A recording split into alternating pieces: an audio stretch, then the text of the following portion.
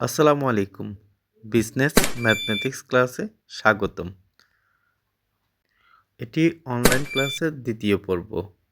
এখন আলোচনা করব বাস্তব সংখ্যা এবং কাল্পনিক সংখ্যার মধ্যে পার্থক্যসমূহ। ধনাত্মক সংখ্যা, ঋণাত্মক সংখ্যা এবং শূন্য নিয়ে বাস্তব সংখ্যা গঠিত হয়। অপরদিকে ঋণাত্মক সংখ্যার বর্গমূলকে কাল্পনিক সংখ্যা বলে।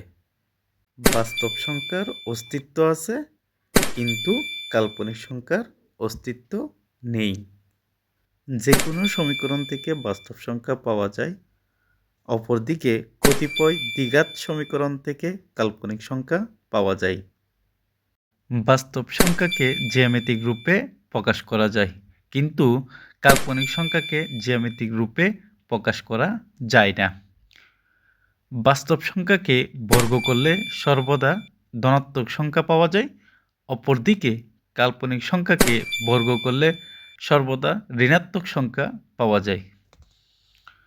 বাস্তব সংখ্যার সেটকে আর দ্বারা প্রকাশ করা হয়, কাল্পনিক সংখ্যার সেটকে আই দ্বারা প্রকাশ করা হয়। উদাহরণস্বরূপ বলতে পারি 1, 0, 5, -9, -5/9 ইত্যাদি বাস্তব সংখ্যার একটি উদাহরণ হতে পারে।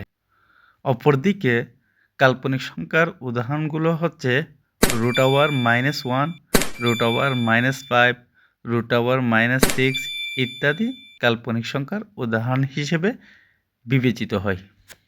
বাস্তব সংখ্যা এবং কাল্পনিক সংখ্যা মিলে যে জটিল সংখ্যা হয় এই ধরনের কিছু অঙ্ক করব। নেক্সট ক্লাসে আমরা জটিল সংখ্যার অঙ্ক করব, যেটা a+ib আকারে প্রকাশ হয়। সে পর্যন্ত ভালো থাকো, দেখতে থাকো।